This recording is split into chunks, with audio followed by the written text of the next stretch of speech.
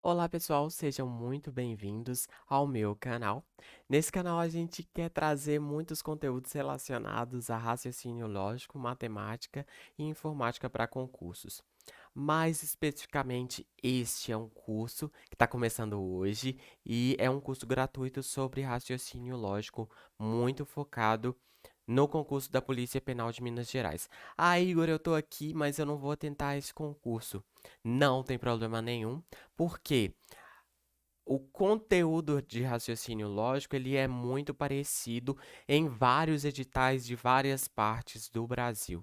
Então, muita coisa do que a gente vai discutir aqui é o miolo, é a principal parte de todos esses editais. Claro que um edital às vezes é de uma banca, por exemplo, CESP, que precisa de um pouco mais de cuidado, e aí vai precisar de um pouco mais de estudo, né? Mas esse curso eu tenho certeza que vai te ajudar também de alguma forma. Beleza? Muito obrigado por estarem aqui já de antemão. E não deixem de conferir o meu Instagram, @prof. Igor Albert, beleza? E também não deixem de curtir esse vídeo e se inscrever no nosso canal, porque essa é apenas a primeira aula e vão ter várias outras até a prova, ok? Bora lá? Hoje nós vamos então discutir os conceitos iniciais de lógica e além desses conceitos de hoje, a gente vai ter mais uma parte sobre isso também. Primeiro, então, vamos entender o que é lógica. E por incrível que pareça, a lógica é uma área da filosofia, né? Não é bem da matemática. Claro que a matemática acaba por adotar o raciocínio lógico e fazer muito uso dele, mas é uma área que surgiu lá na filosofia. E a lógica ela está preocupada em estudar raciocínios ou argumentos. E na verdade, a gente está preocupado na relação entre as hipóteses e as conclusões. Hipótese é o que eu considero como verdadeiro para construir o meu raciocínio. Então, eu parto dessas coisas que eu considero como verdadeiras e vou construir, vou fazer uma caminhada até as minhas conclusões. O que importa para nós aqui dentro da lógica, dentro do raciocínio lógico, é se esse caminho dos argumentos, das hipóteses até as conclusões é um caminho válido ou não. É essa a principal questão quando a gente está falando de lógica, de raciocínio lógico, beleza? Nos nossos estudos, como eu disse, nós estaremos mais interessados na forma da argumentação e não no conteúdo em si. Uai, Igor, como assim? A gente já vai ver um exemplo e vai ficar mais claro. Nós estamos preocupados se os argumentos eles são válidos ou inválidos. E aí vamos para alguns exemplos. Galera, nesses exemplos aqui eu quero só que vocês entendam a ideia de o que vem a ser um argumento válido e inválido. A forma de argumentar, as regras da argumentação é o que a gente vai discutir nas nossas aulas. Então não se preocupe neste momento, beleza? Vamos para esse primeiro exemplo.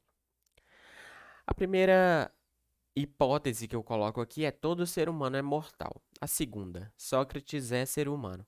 E a conclusão, logo Sócrates é mortal. Galera, se eu tenho a afirmação de que todos os seres humanos, todos são mortais, e se eu estou falando que um carinha aqui, Sócrates, é um ser humano, então Sócrates obviamente está dentro desses seres humanos aqui e, portanto, ele é mortal. Então essa conclusão ela está correta. Então, na verdade, a primeira pergunta que a gente faz é válida a argumentação que está sendo feita?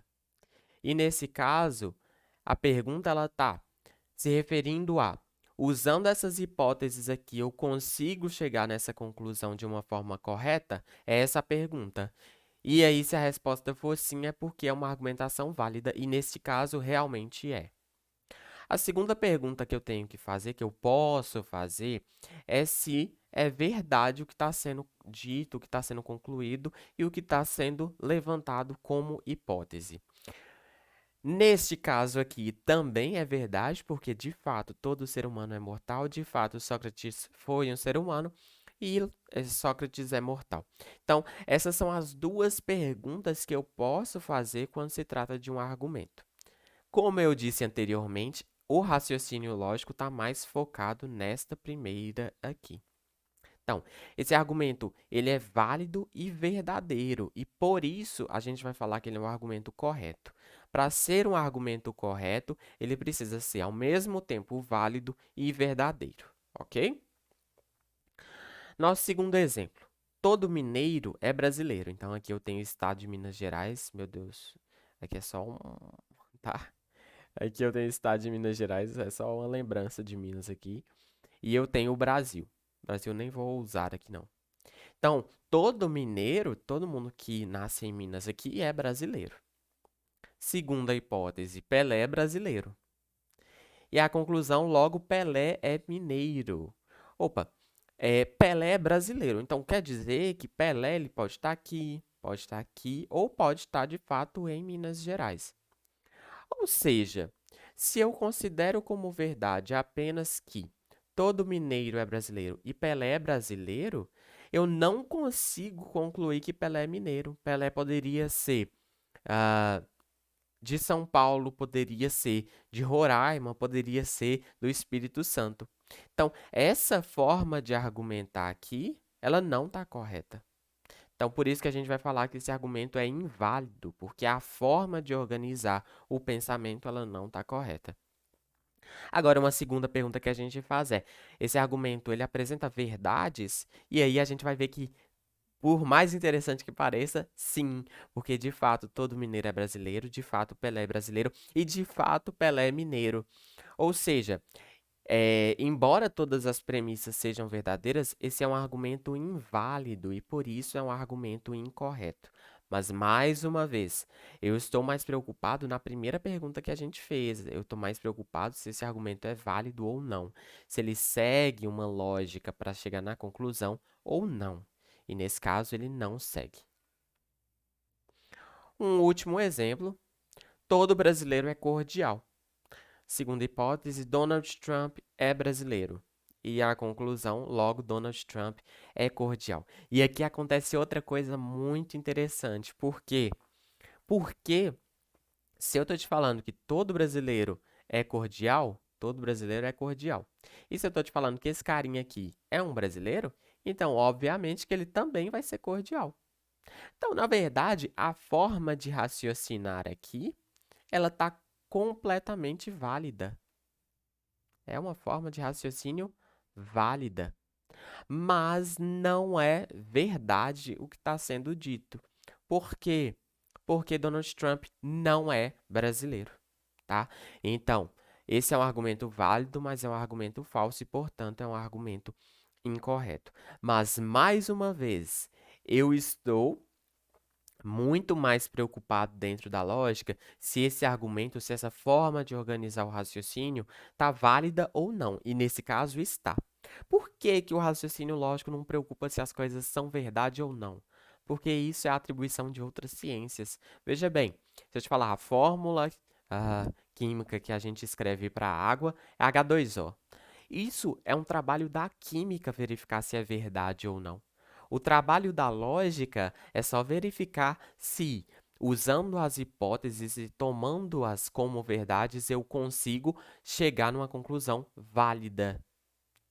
Mais uma vez, o raciocínio lógico está mais preocupado com a validade ou não dos argumentos e, portanto, está mais preocupado com a forma de raciocinar e não com a verdade das premissas ou não. Tranquilo? Belezinha? Esse é um conceito interessante para a gente começar a entender a lógica. Vamos para um próximo ponto, que é justamente a definição do nosso principal conceito dentro da lógica. Porque todas as questões, de alguma ou outra forma, vão utilizar proposições. E o que vem a ser as proposições? A proposição ela tem três características importantes. A primeira delas é que possui um verbo. A segunda é que é declarativa e a terceira é que essa proposição ela é verdadeira ou falsa. Ou seja, ela é passível de eu atribuir o valor de verdade ou falsidade para ela, tá? Dando dois exemplos aqui. Eu tenho um coelho. Eu tenho um coelho. Isso é uma proposição? É uma proposição. Por que é uma proposição? Porque eu tenho um verbo, porque eu consigo avaliar se é verdade ou não, e é declarativo. Eu estou fazendo uma afirmação ou uma negação do que eu tenho ou não, ok? Então, esse ponto aqui de declarativo quer dizer que eu vou eliminar, por exemplo, as perguntas e as exclamações, as surpresas, né? Então, por isso que esse aqui é um exemplo de proposição. Segundo exemplo, eu não tenho, não gosto, vou colocar outro verbo aqui só para a gente variar.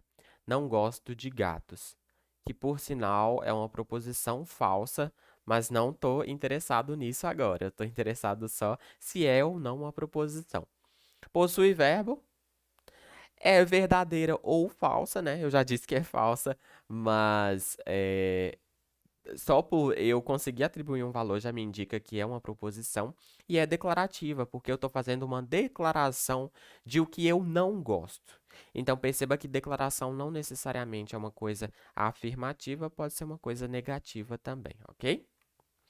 E aí a pergunta que não quer calar, e na verdade eu acho que esse aqui é o ponto mais quente dessa aula, que precisa ser memorizado por vocês, então anota aí. O que que não é proposição?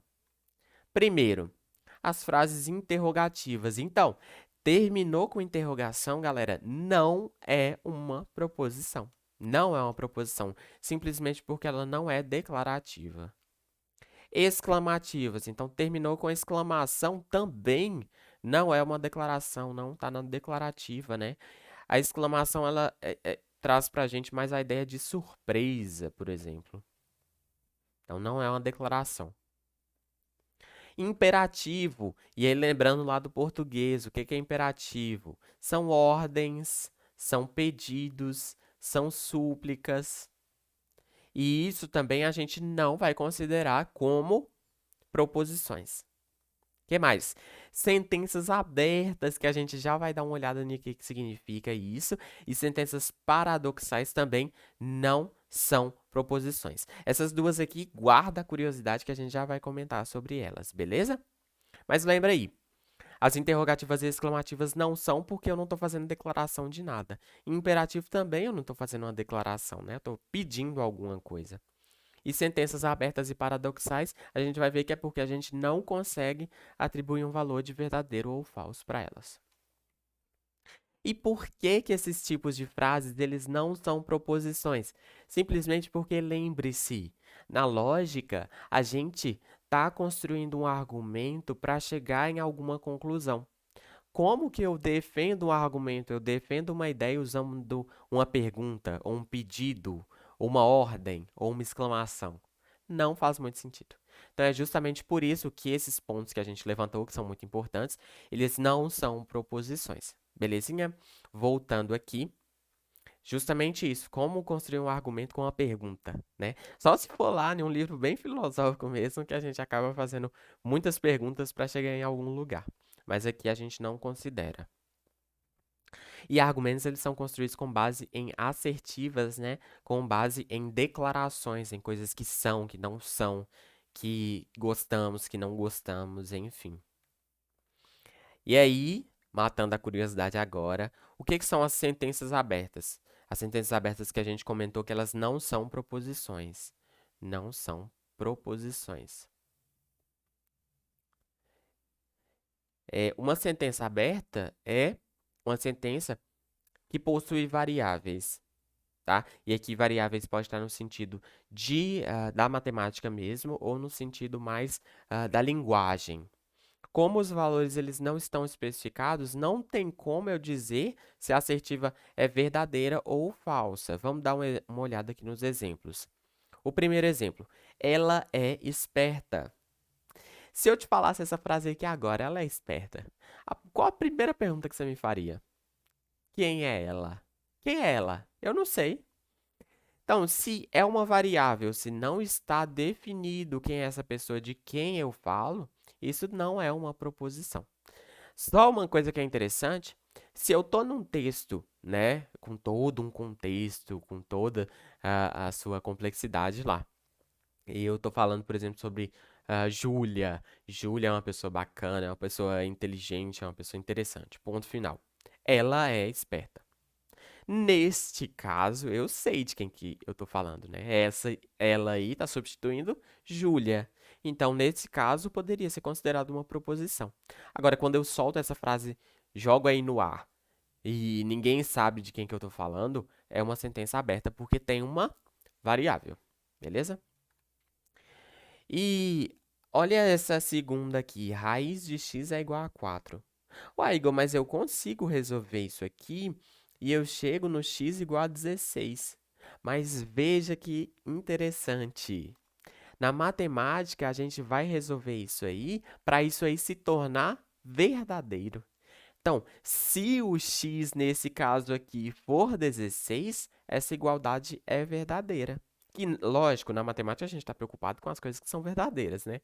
Mas, por exemplo, se no lugar desse x aí eu colocasse, que eu dissesse para você que esse x é igual a 9. Então, raiz de 9 é 4? Não. Então, seria uma proposição, mas falsa. Então, na verdade, essa proposição, para eu conseguir atribuir um valor de verdadeiro ou falso para ela, primeiro eu preciso saber quem é x. E esse x não está especificado aí e, portanto, não é uma proposição. Belezinha? Então, esse é o significado de sentenças abertas e é justamente por isso que eu não consigo classificar sentenças abertas como proposições. Vamos entender o que é um paradoxo? Paradoxo é uma sentença que não pode ser avaliada como verdadeira nem como falsa porque gera uma contradição. Olha isso aqui. Eu sou mentiroso. Opa, mas se eu sou mentiroso, essa frase aqui é uma frase falsa.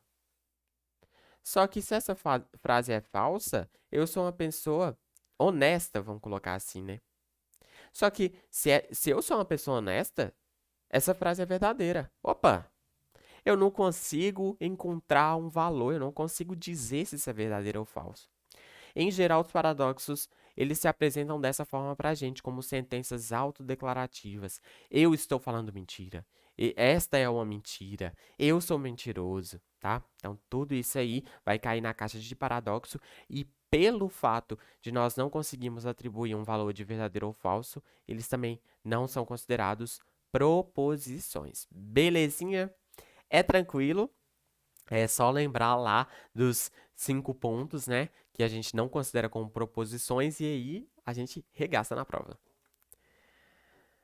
E várias questões, a gente até vai ver duas aqui agora, mas várias questões pedem esse tipo de coisa para avaliar se as sentenças são proposições ou não. Vamos dar uma olhada nesses exemplos aqui. O dia bonito. Ué, cadê o verbo disso aqui? Eu tô falando que o dia é bonito, que o dia está bonito, que o dia foi bonito? Eu não sei. Então, por não ter verbo e justamente também por eu não conseguir dizer se é verdadeiro ou falso, isso aqui não é uma proposição. Ontem à noite fez frio em Montes Claros. Opa, eu estou falando algo que aconteceu ontem à noite, tem verbo, eu consigo avaliar se isso é verdadeiro ou falso, e é uma declaração, né? Eu estou falando algo que aconteceu ontem à noite. Então, preenche todos os meus requisitos, é uma proposição. Quantas horas são? Opa, vi a interrogação aqui, galerinha do mal. Vi a interrogação aqui, não é proposição já de cara. Então, eu não consigo construir um argumento com esse tipo de sentença. Próxima. São 20. Ah, eu já dei spoiler. São 20 horas agora. São 20 horas agora, eu tenho o verbo, tenho. Eu consigo avaliar se isso é verdadeiro ou falso. Claro que depende da hora que você vai estar assistindo essa aula, mas eu consigo avaliar se é verdadeiro ou falso. É uma declaração e tem verbo, então também é uma proposição. Então, nesse caso aqui, só essas duas, tranquilo? Próxima. Ele é simpático. Opa, essa frase solta assim, eu não sei quem é ele. Então, se eu não sei quem é ele, é uma sentença aberta. E se é uma sentença aberta, quer dizer que não é uma proposição. Que coisa feia, que coisa feia, que coisa feia. Eu estou fazendo uma exclamação. Então, eu não consigo avaliar se isso é verdade ou falso, né? Eu só estou expressando uma surpresa com alguma coisa. não é uma declaração. Eu não estou fazendo uma declaração sobre nada. Então, também não é considerada uma proposição. Ou seja, vi o sinal de exclamação, pronto, já não é uma proposição. 5 mais 2 é igual a 6. 5 mais 2 é igual a 6. É uma proposição ou não é? Opa, é uma proposição. Eu tenho um sinal de igualdade aqui, né?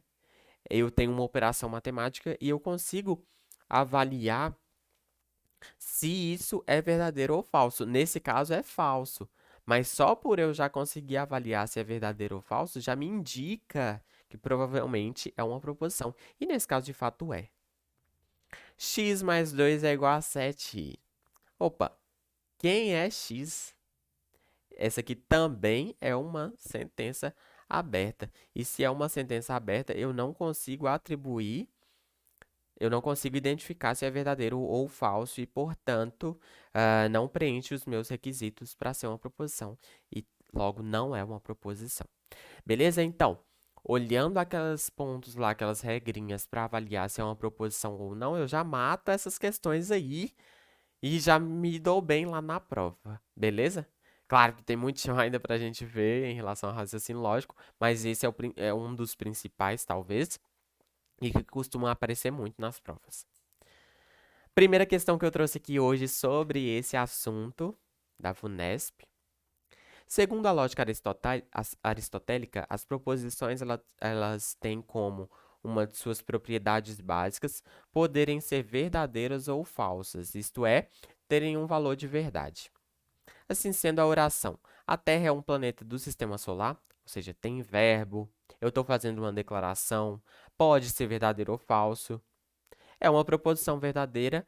E a oração, o Sol gira em torno da Terra, é também uma proposição, né? Porque eu estou falando um verbo, eu estou fazendo uma declaração, e isso pode ser avaliado como verdadeiro ou falso. Mas é uma proposição falsa, porque a gente sabe que, na verdade, a Terra gira em torno do Sol. Mas presta atenção, esse aqui é uma ocupação de outras ciências, tá? Talvez física, que vai identificar se essa proposição aqui é verdadeira ou falsa. Eu, enquanto lógico, eu estou preocupado se é uma proposição e se o argumento que vai ser construído com isso é verdadeiro, é válido ou não. Essa é a minha preocupação.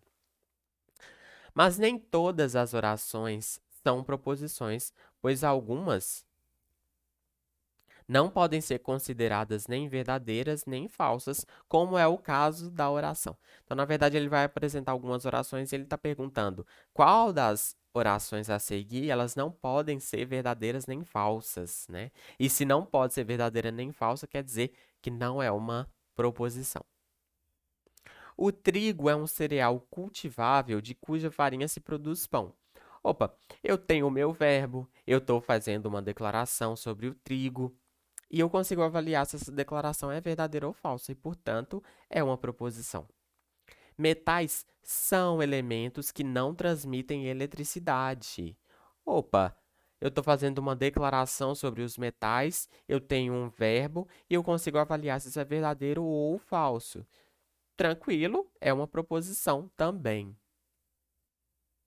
Aqui.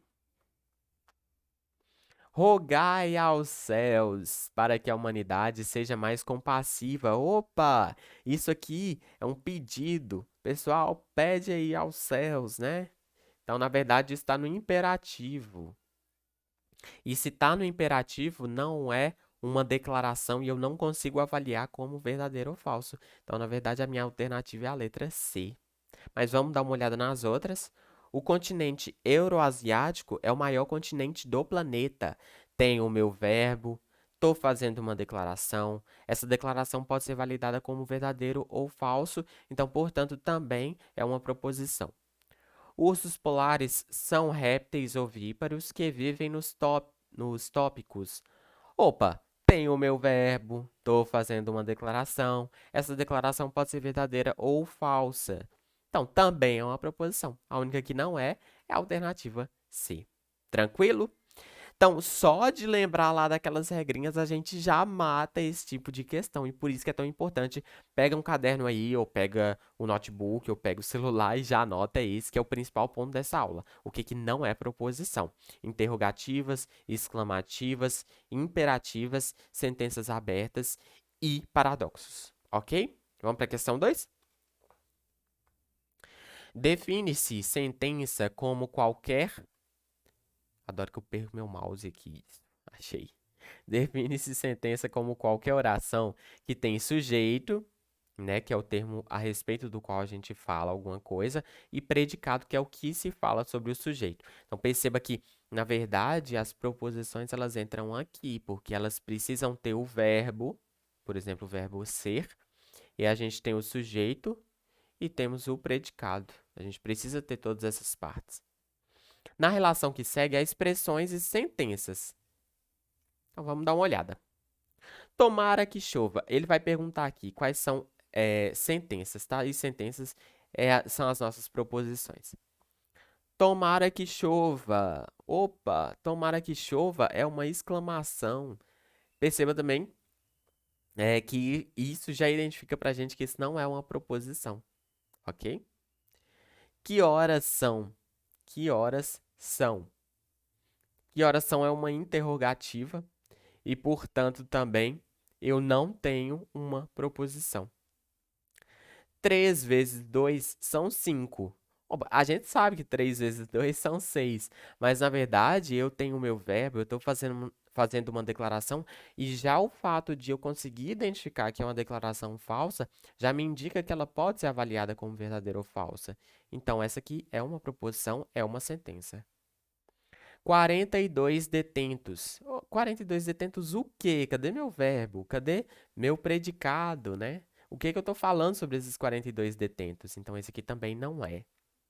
Policiais são confiáveis? Tem o meu verbo, estou fazendo uma declaração, eu posso validar como verdadeira ou falsa, então, tudo bem, é uma proposição. Exercícios físicos são saudáveis. Tem o meu verbo, estou fazendo uma declaração e eu consigo avaliar se isso é verdadeiro ou falso. Portanto, também é uma sentença, dessa forma como ele falou aqui, ok?